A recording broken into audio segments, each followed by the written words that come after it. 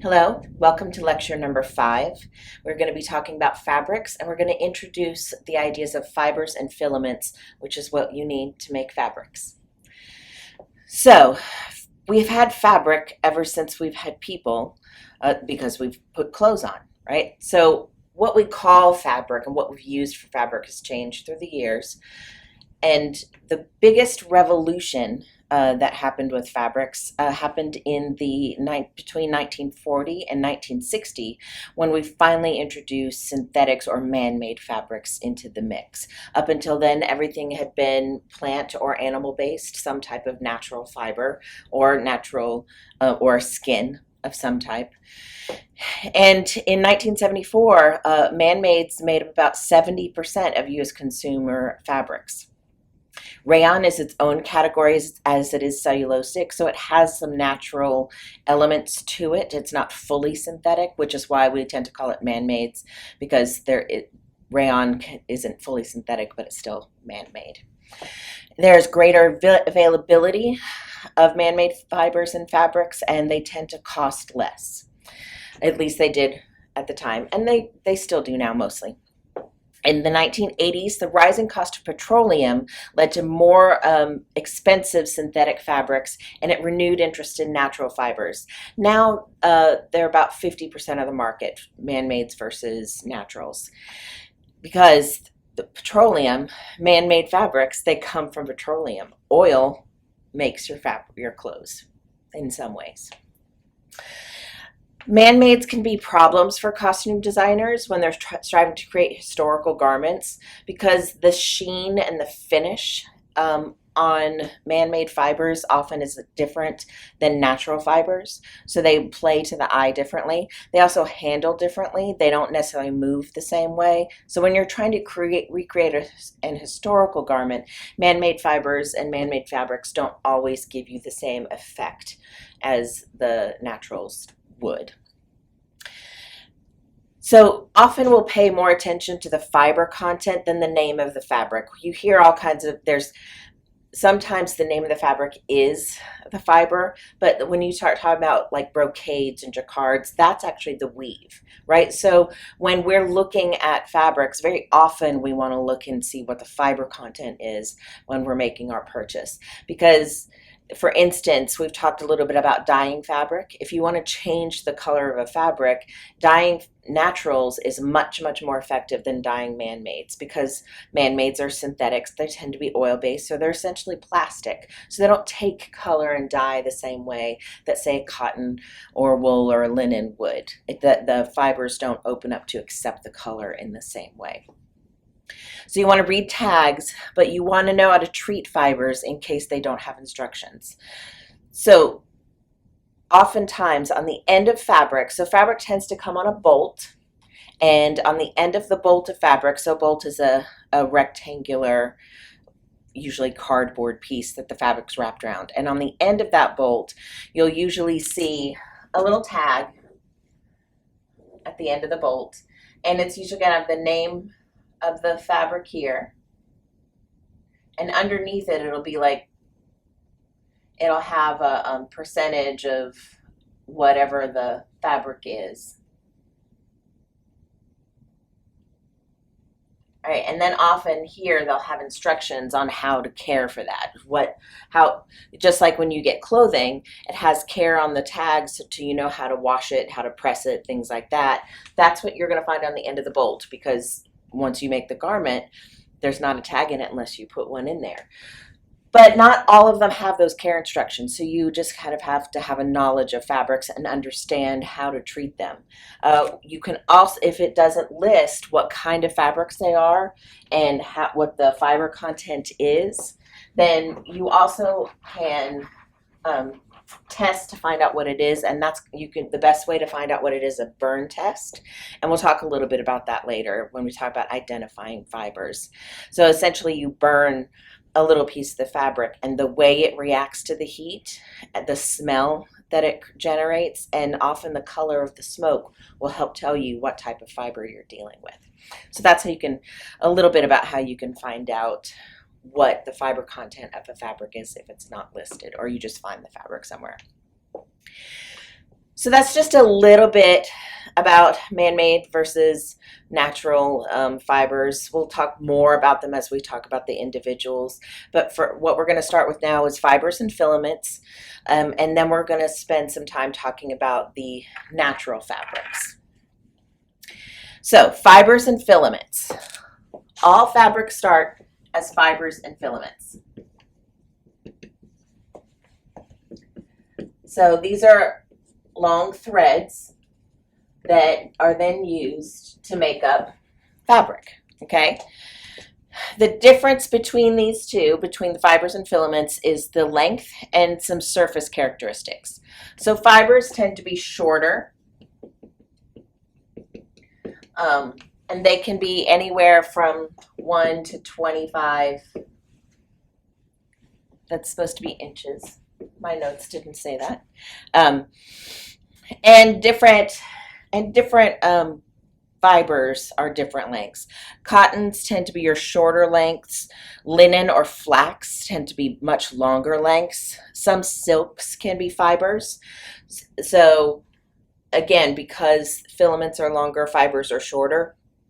Silk is made from the cocoon of the silkworm.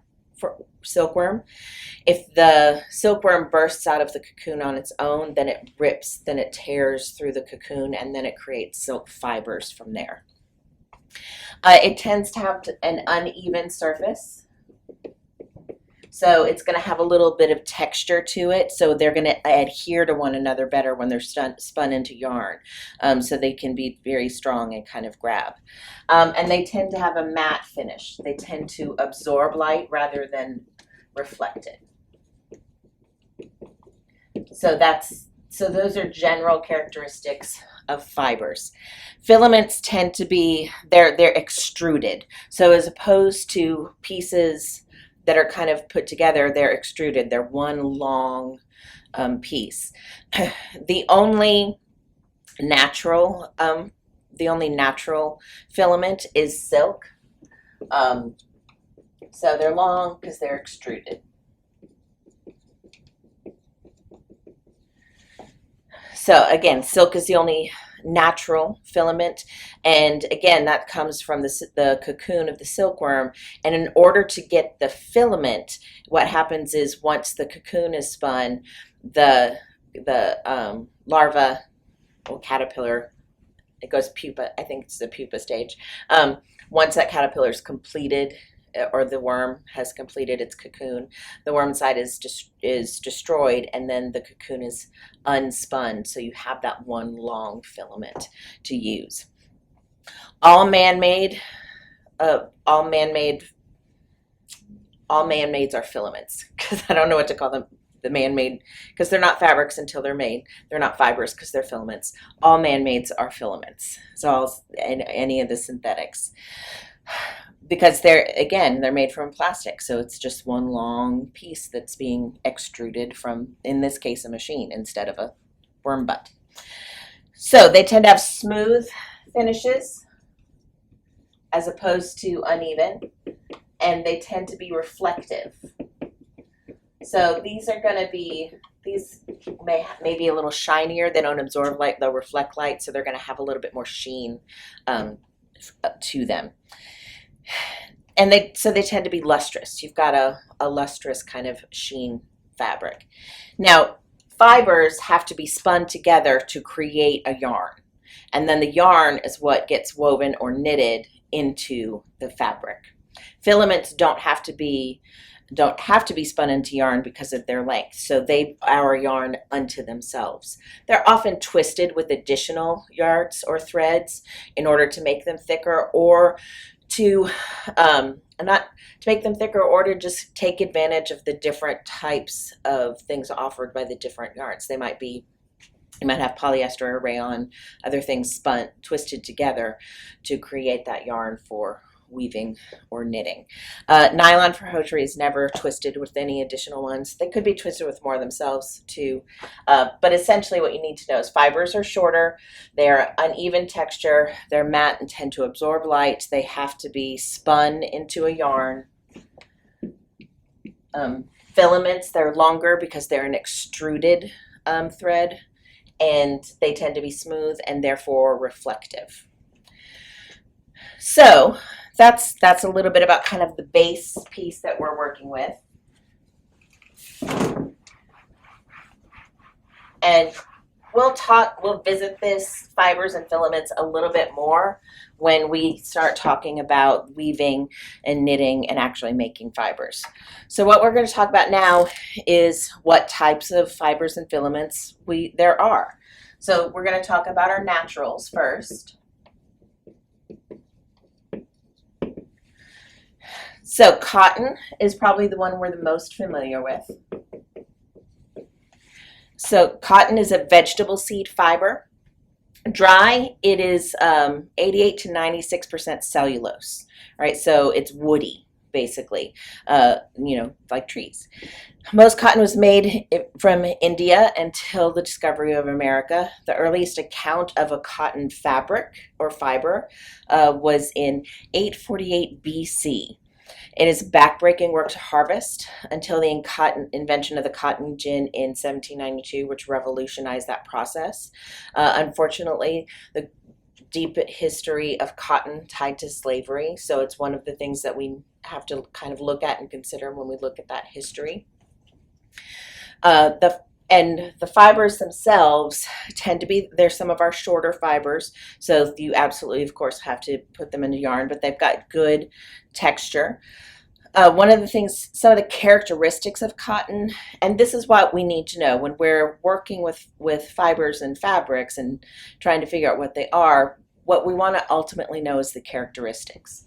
It's stronger dry than it is when it's wet. It's highly absorbent.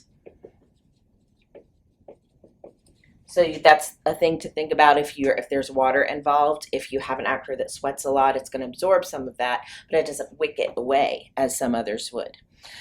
Because it's highly absorbent, it absorbs and releases perspiration fairly quickly because it will also dry fairly quickly, but it doesn't wick it away like some of our man-made fibers. It bleaches well and dyes easily because of that absorbency. It can handle very high heat, so that helps it be able to take a lot of heat to dye it dark, because one of the things that really makes that dye saturate into the fabric and be color fast and be true is being able to apply the heat. So it takes a lot of heat. It's strong. It stands up well to abrasion. And it's got little elasticity. It wrinkles easily. So that's a thing to think about with upkeep.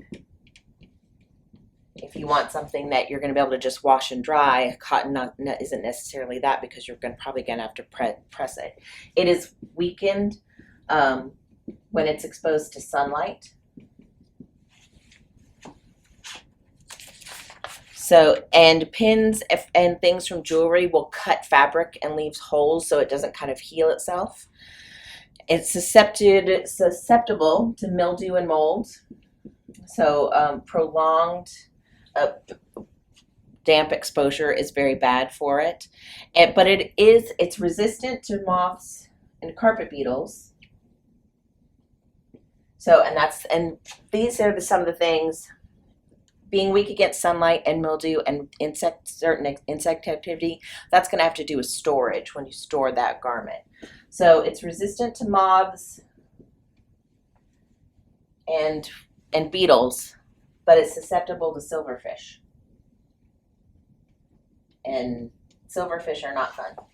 They're icky and gross if you've ever seen them. But silverfish. So those are things to, now, one of the nice things is if you take into account this when you're storing it, it does have to have a very long life because it is strong, and it's especially in its dry state. It can last for quite some time.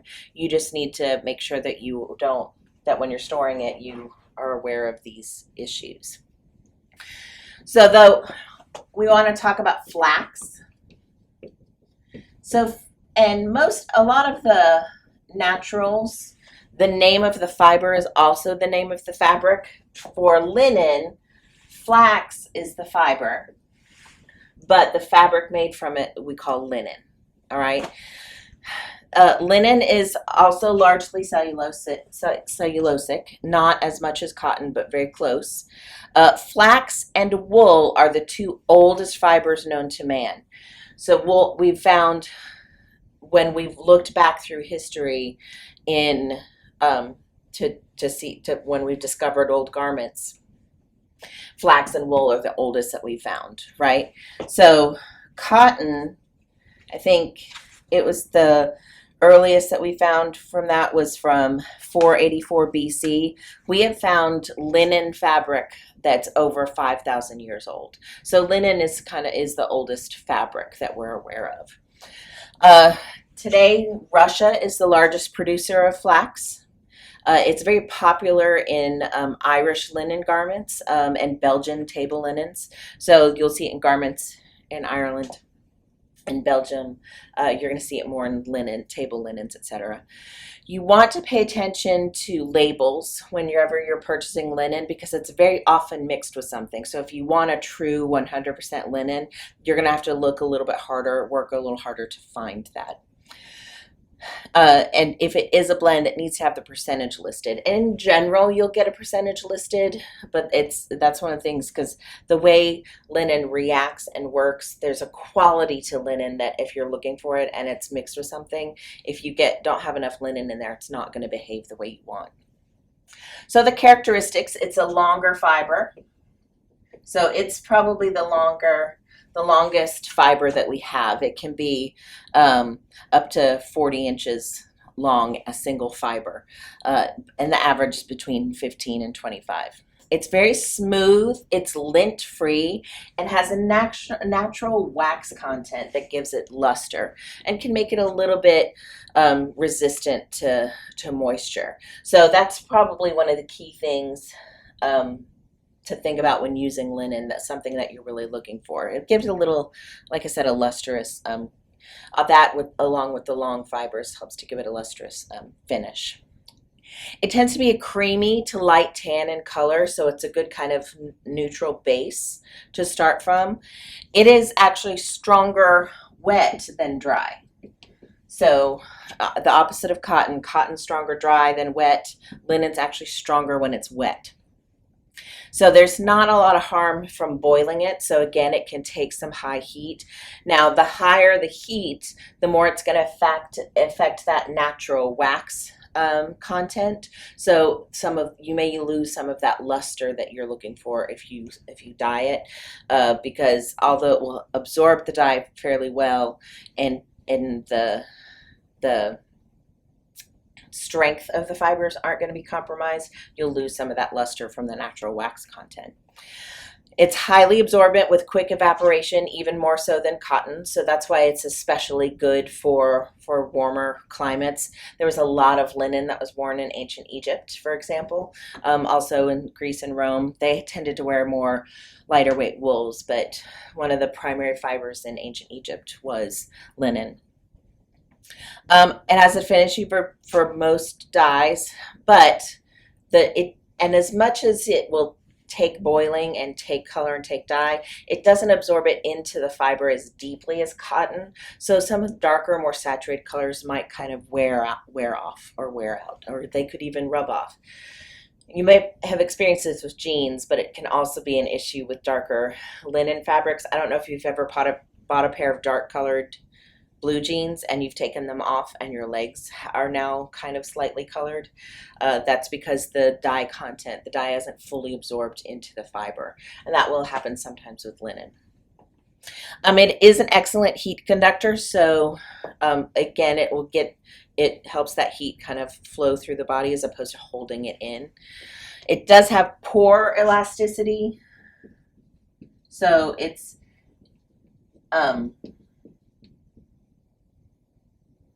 elasticity. Sometimes I have to stop and think while I'm writing. So it's susceptible to wrinkling. So that's probably the biggest characteristic of linen when we think about it. If you want to know, if you can't see the label and it doesn't have a percentage, if you want to know how much linen content there is, if you just hold it in your hand, if you just like wad it up, and you let go and those creases are very distinct and they kind of stay there, they don't fall out, then that's going to be pretty high linen content, because that's one of the characteristics of linen. And that's why some people don't like it and some people do. I'm perfectly fine with having something linen that's all wrinkly by the end of the day, but some people hate the idea of having their clothes wrinkled, so the last fiber they want to work with is linen. Now, it may crack when we're talking, well, so then when we get into storage, it could crack if you put it on the crease, if you fold it, and what'll happen is it'll start to dry out, and the places where it's folded, those creases could crack. So you want to store it rolled if you're storing yardage, and it's better to, if you can have a garment that way, it's better to have it kind of laid out or hung than it is to have it folded up, because of that issue. It tends to yellow with age. Cotton may do that, but not nearly as much or as often as linen. So you'll think about that as well. It resists moths. Moths pretty much like animal-based as opposed to plant-based. So most of your plant-based fibers are going to be resistant to moths, but the animal-based fibers are going to be, they'll be very drawn to it. But it's susceptible to silverfish.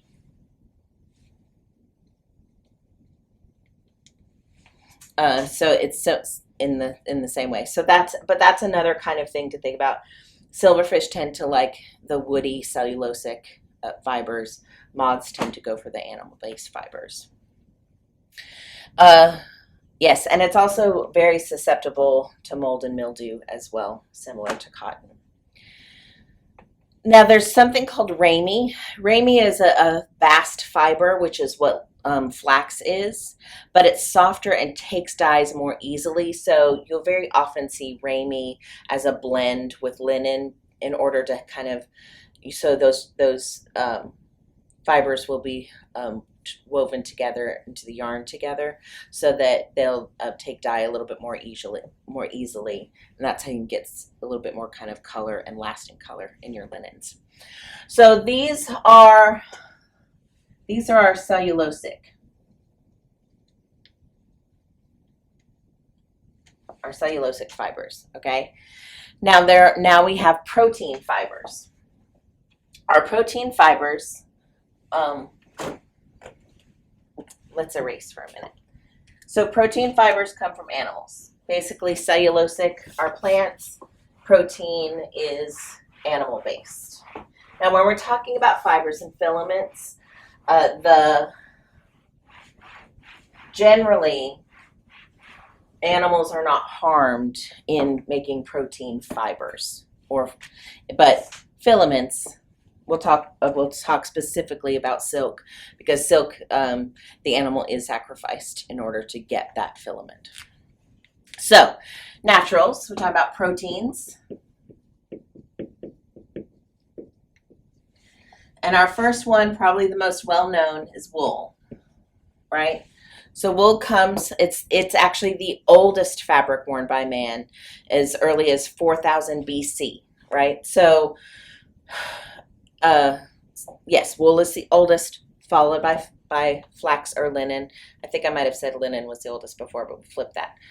Wool is actually our oldest, because it was easier to take shear the sheep than grow flax. It was a while before the technology for taking plants and converting them into fibers became practice. Romans were the first to introduce scientific breeding practices to develop the best breed of wool producer, and that would be the Spanish Merino sheep. So basically, they're just like, who's got the softest fur, and we're going to breed them together, and eventually we end up with the Spanish Merino sheep that gives us the softest and best wool available. So it's composed of keratin, right? Just like our hair. And keratin has 3 layers. So you've got the epidermis. That's the outside layer, and it's kind of has scales to it. So there's kind of over, if you look under a microscope, you look at that outside layer, it's kind of got scales on it, and that's similar to how our hair looks under a microphone on a microscope. And so what happens is that helps it to be waterproof and resistant to abrasion, because when you twist those together, spin them together to make yarn, those scales tend to kind of lock together, and so that's what helps to make it water resistant, because they're so tightly enmeshed together that they tend not to let water through. The scales but the scales are then what also make it feel kind of scratchy. Some people say they're allergic to wool, and it may make them kind of itchy, but that's just because of the nature of the texture. So it may not be an allergy, it just might be something that's uncomfortable. So it's just something to think about. It's because for a very long time, that's where it was. The finer, that's what was worn. Finer, softer wools are going to make you less itchy. The heavier textured ones are going to be a little bit more itchy. So it's not often worn next to the skin, especially in later years. It was when that's all there was, right? And then that's just kind of, you lived that way. But as we found other fibers to work with, like linen and cotton, those were softer. They didn't have that scale element. They weren't as itchy. So those became the fabrics that were worn close to the skin. And wool was used very much for outerwear for a long time. And it may be processed to remove the scales. So that's going to make it less waterproof, but it also then makes it washable. Wool in general, because of the nature of it, is something you want to get dry cleaned as opposed to washing it yourself. If you do wash it yourself, it's going to have to be like hand washed and cold water, because heat will make it shrink. And if anyone's ever accidentally washed a wool sweater, like I have, and it comes out, instead of being a extra large sweater that fit your boyfriend, and now it looks like a little doll sweater, that will happen with wool. All right, so the next layer is the cortex. So the cortex is responsible for the crimp, and it provides elasticity. That's the layer between the epidermis and the center, which is the medulla.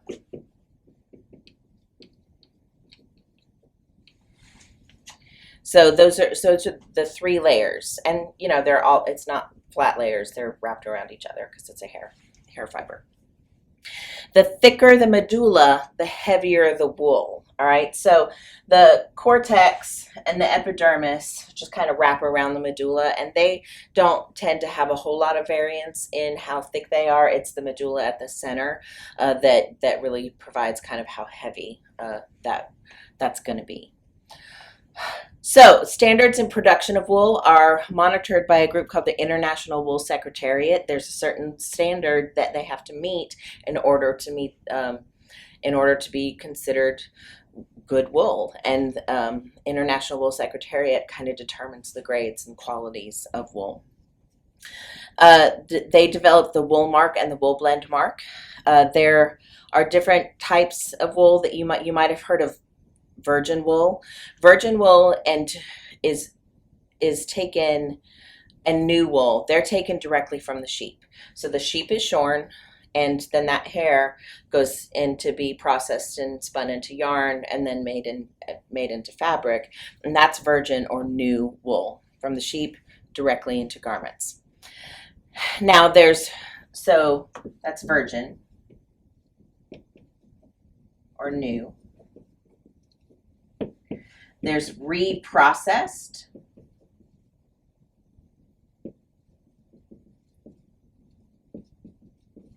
So reprocessed wool is when you've taken wool products, fabrics, and that have been already made either into a garment or just into fabric, and you break it back down into, so if it's already a garment, you break it back down into the fabric, or if it's fabric and you break it back down into yarns and reweave it, that's reprocessed. So that's when you break it down and reform it. That's very rarely used for, and that's also from unworn, unused products. So if it's something that's been made, it doesn't get worn, it doesn't get used, it doesn't get sold, and they want to recover those fibers or to make something new, that's reprocessed. Then there's reused. So reused is when it's something that existed, worn or used product, and then it can either just be refashioned into something, it can be broken back down into fibers and reprocessed. The reused is very rarely used in garments, because the more it's processed, the kind of it tends to not have as much elasticity. It's not necessarily as comfortable to be worn. So you might find virgin or reprocessed in garments. Very rarely will you find reused. So characteristics of wool: it's very strong and very flexible.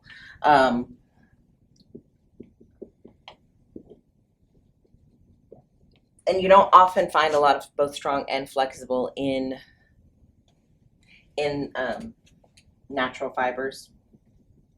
So that's why it goes so well for tailored garments. Wool is most often used as far as apparel in tailored garments because it is strong, it is flexible. You can help shape it into a specific shape to kind of work with the body.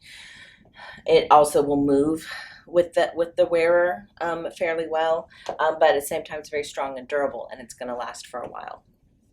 It can be stretched from 25 to 30% of itself before breaking and return to its original length. So that not only does that make it nice for wearing, for flexibility that way, but it's also naturally wrinkle resistant because that fiber, it'll tense back up but relax itself back out. It's moisture absorbent, as most natural fibers are.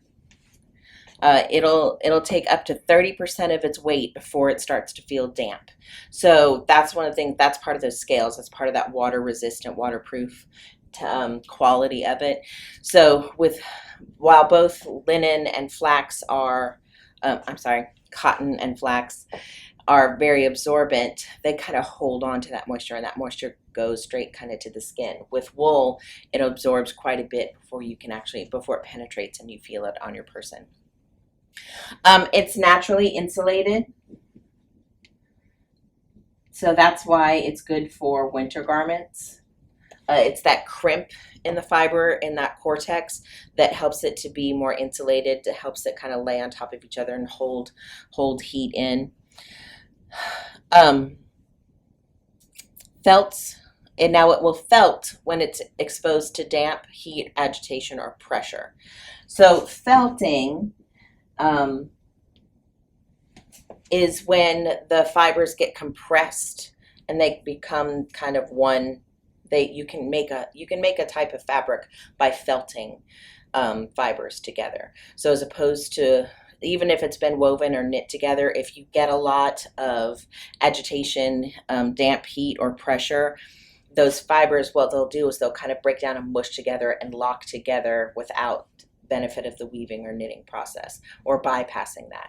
So that's what we mean by it'll felt. So if you have a wool garment that's had a long life, areas where like if the person who had it would sit for a long time, you might see some felting where those fibers all compressed together, like in the seat of the garment, things like that. It is both, again, like I said, it's altering, tailoring fabric because of that elasticity and that strength. You can shape it into what you need it to be.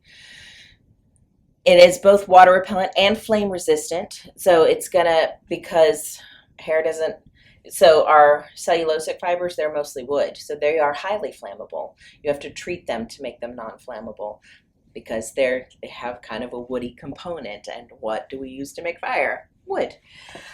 Being basically hair fibers, hair doesn't catch on fire quite as quickly. If you see someone's hair catch on fire, most often it's probably whatever product is in it that's burning, but because it will tend to kind of shrivel and melt before it catches on fire as a fiber itself. Now it's very much moths, as I was saying. Forgot where that S went. So moths are it's very susceptible to moth activity. That's why you'll see, mothballs or cedar balls or things like that in a closet. Cedar wood is naturally insect repellent.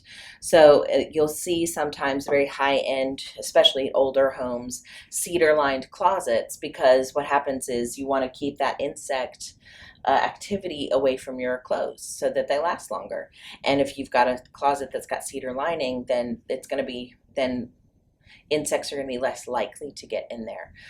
Mothballs do something similar. They just don't smell as good. So there's a lot of times in older garments that have been stored, they might be stored with mothballs, and that's this weird kind of chemical smell you might smell from older garments. And carpet beetles, alkalis, alkalis are bleaches, are not good for it. Chlorine bleach and prolonged exposure to sunlight and heat are not good for wool either. So it is a very durable fabric, but intense heat, caustic substances, and things like moths and beetles that are drawn to animal protein fibers, it's very susceptible to those. So you just want to think about that with your storage. Now there are woolen types of fabrics. Wool comes from sheep, period, right? So it cannot be called wool, even if it's made from another hair fiber, unless it comes from sheep. And wools are and basically that's anything made from sheep hair is a wool. Now there are worsteds and woolens, which are types of wool fabrics. And woolens.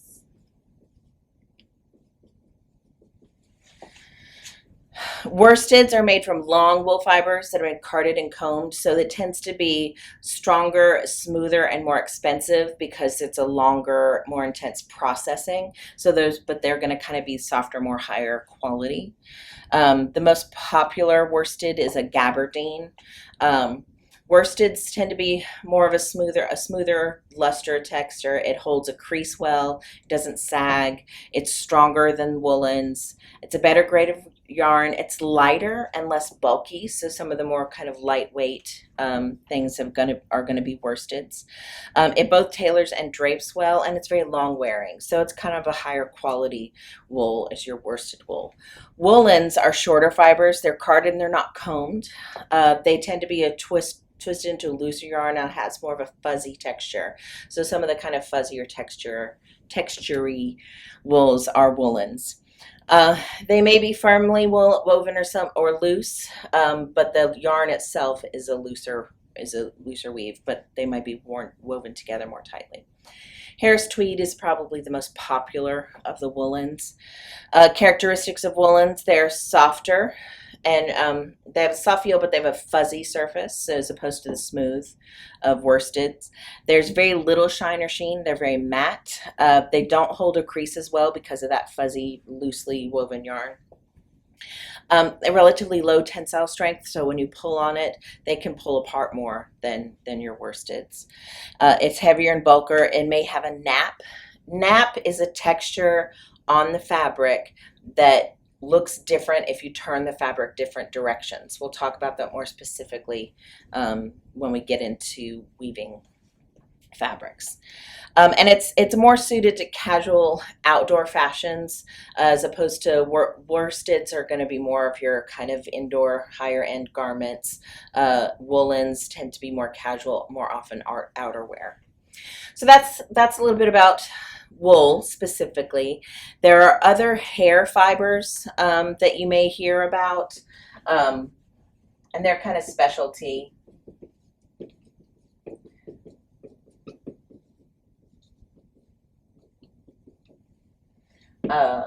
So some of these are alpaca. You've probably heard of this more and more. They're more popular. So it's a small it's a small South American camel. You know, they tend to have this furry luxury hair. It tends to be very silky, very lustrous fleece. It's used in lighter weight fabrics, knitting yarns, and knitted garments. So it's more in knitting. But again, it's a little bit lighter weight than sheep hair. Angora goat. That's also called mohair, is another name for the Angora goat fiber. It's mostly suitings and novelty fabrics. You also have Angora rabbit.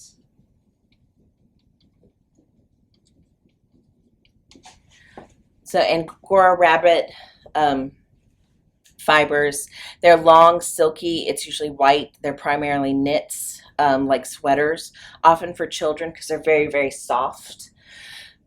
Then we do have straight up camel. So their hair tends to be a little shorter. It's usually Mongolian two-hump camel. It's a reddish brown color, almost always left in the original condition. It can be done through shearing or natural shed. Most of these others are done through shearing. So shearing is the process through which you just shave all the hair off the animal, and then you use the hair. Then the animal goes and grows more hair, and then you shave the animal again. And actually for sheep, shearing them is a part of keeping them healthy because their hair just doesn't really stop growing and it can get matted and gross. And part of that may have been part of the breeding process to continue to help them continue to get that coat so we can keep using them. But however it happened, sheep today, it's healthier for them to be shorn than not. So, and then natural shedding. Natural shedding just means the animals tend to be kept in a limited area, and then you kind of just go and pick up the hairs that have been naturally shed, like from bushes or ground, and then you clean them out and use them from there. So that's more of the vegan or vegetarian friendly. Most of them, they will avoid animal products in general, but they can ethically wear things made from natural shedding. There's also the cashmere goat. So cashmere is another similar to Angora rabbit. It's another very fine specialty hair product. It's the closest to wool as far as it's the way it works, and you tend to use natural shed from the cashmere goat, which is another reason why it tends to be more expensive, because natural shed, it's a lot more labor intensive process to collect the hairs. There's also llama hair, and that's from the Peruvian llama. It's usually brown or black. It tends to be very lustrous and very warm and very lightweight. So llama hair is it's going to feel very high end because it's very kind of luxurious. But it's a great insulator. Now the one,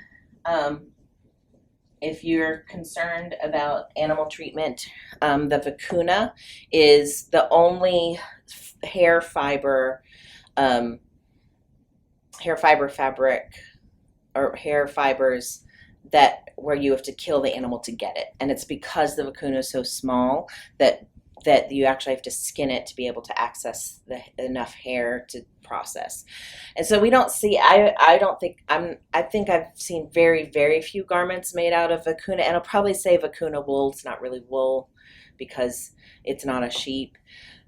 So, but they are wild relatives to the llama. They're very small. They are killed for their fleece. Because it's of all the animal fibers, it is the softest, lightest weight, and warmest of all. So you can have a very lightweight, soft, flexible garment that's going to keep you very warm. So that's one of the reasons why that was a very popular hair fiber for a while. But especially before we got man-mades. In order to be warm, oftentimes you need something big and bulky. With a vicuna, something made from vicuna, it can be lighter, more lightweight, and keep you very warm. So, and of course it's the most expensive because you get the least because it's the smallest animal that we tend to get it from. And Angora rabbits are also small, but they've got such a bulk of hair that you can get it from them more easily. The vicuñas are shorter hair, so that's why they do it that way. So this is our first level of protein. It's probably our most common, well-known protein fiber is wool, and then specialty hair fibers. And like I said, the vicuña is the only one that's routinely killed for their fur, not fur. Fur is different, but killed for their hair fibers. So, and we're not going to talk about fur in this section because we're talking about filaments and fibers. Fur is using the entire skin of the animal, therefore it's not a filament or a fiber. So that's a whole different animal, if you want to say that. So our next and final protein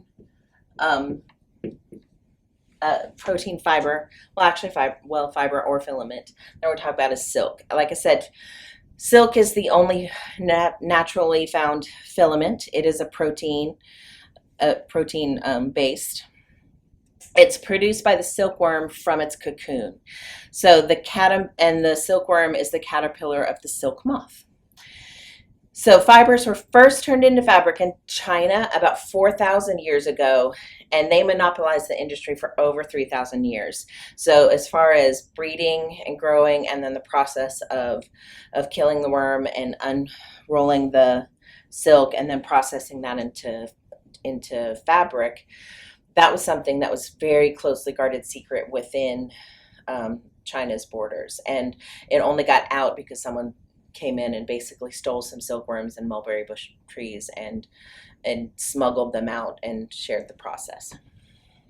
So the care and the feeding of the egg from egg to cocoon is called sericulture. And this is another, so vegans and vegetarians who are doing it for ethical reasons, or people, or strong animal rights components, they also will not wear silk because it is, the animal is killed in the processing. So, and you need, and it's a very intensive process. You need about 200 pounds of mulberry leaves, because that's all they eat, to feed enough worms to make a single pound of silk. So 200 pounds of leaves through the whole process translates into a single pound of silk. Worms must be killed inside the cocoon, and the cocoon is unwound, and then it's reeled by hand or machine. So that's part of the process. They make the cocoon, and that's the only way you can get the long filament. 5 to 10 cocoons reeled together make one single strand, and then the strands then get twisted together to make yarn. So it takes a great deal. It's a very intensive process, which is why silk is one of the most expensive fabrics you can purchase. Shorter filaments will be collected and spun together like cotton, but it's not nearly as durable. So humane, there is possible to have humane raised silk, and that's going to be silk that the cocoons have been allowed to form, and the caterpillar has been allowed to go through its full life stages, and it emerges as the butterfly. But in so doing, it breaks open the cocoon, which then interrupts that long filament. So then they become fibers that then get spun into yarns. They tend to be a little coarser texture, but that's how that happens, because the long single filament is what helps to make it so soft and luxurious. So of course, if you're making it from the broken fibers, it won't be quite that. Tussa is uncultivated silk. It's a flat ribbon-like uneven filament. It creates very textured fabrics, and sometimes it's combined with cultured silk. So basically, uncultured, uncultivated silk is what you get from the broken cocoons. Cultured silk is what you get from the sericulture. Well, not the sericulture, that's just raising them, but from the process of killing the animal and unwinding the cocoon becomes cultured, which sounds kind of backwards a little bit. But anyway, the characteristics, so it's a lighter weight. So silk can be extremely lightweight, very, you can have lots of sheer, light, gossamer, thin fabrics that have a really nice soft drape to them. It's a poor conductor of electricity and heat, so it's actually a good insulator. You may have seen on the market silk long johns that will actually hold the heat in it'll actually hold heat in very well. Uh,